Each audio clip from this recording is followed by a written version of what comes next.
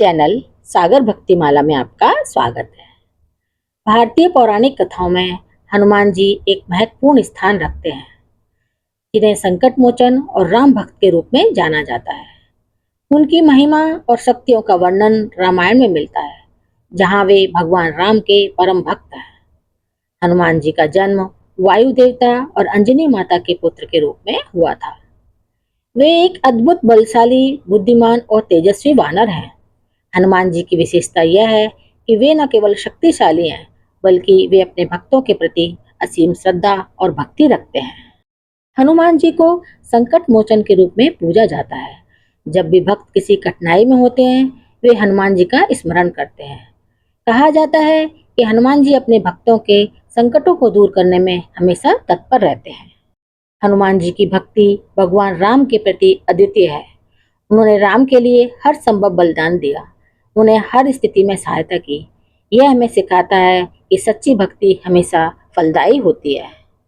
हनुमान जी को हम सभी एक बाल ब्रह्मचारी, वैरागी और राम भक्त के रूप में जानते हैं। उनकी छवि एक ऐसे वीर की है जो आजन्म अविवाहित रहे। लेकिन क्या हो अगर हम कहें कि देश में एक ऐसा मंदिर है जहाँ हनुमान जी की पत्नी के साथ उनकी पूजा होती है, तो आप चौंक जाएंगे। लेकिन ये सच है। तेलंगाना में एक मंदिर है जहाँ हनुमान जी के उनकी पत्नी सुवर्चला के साथ पूजा होती है। यह मंदिर केवल दक्षिण भारत में नहीं, पूरे देश में इकलौता है जहाँ हनुमान जी के साथ उनकी पत्नी देवी सुवर्चला की पूजा होती है। मंदिर का निर्माण वर्ष 2006 में हुआ, लेकिन इसकी मान्यता सदियों पुरानी कथा पर आधारित है। यह कोई प्रेम कथा नहीं थी, ये विवाह था ज्ञान की पूर्णता के लिए।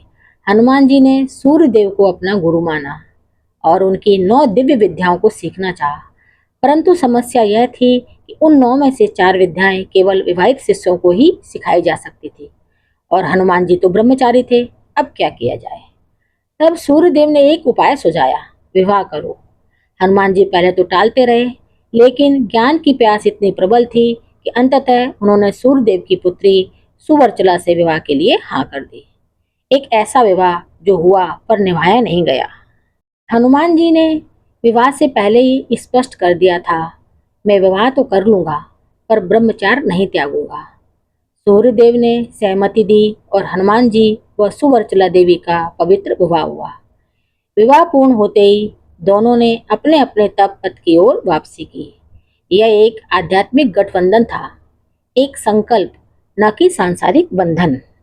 हिंदू मान्यताओं की माने तो सुवर्चला किसी गर्भ से नहीं जन्मी थी। ऐसे में उससे शादी करने के बाद भी हनुमान जी के ब्रह्मचर्य में कोई बाधा नहीं पड़ी और बजरंगबली हमेशा ब्रह्मचारी ही कहलाए। तो ये थी हनुमान जी के विवाह की कहानी। मेरे चैनल को सब्सक्राइब, शेयर और लाइक जरूर करें। धन्यवाद।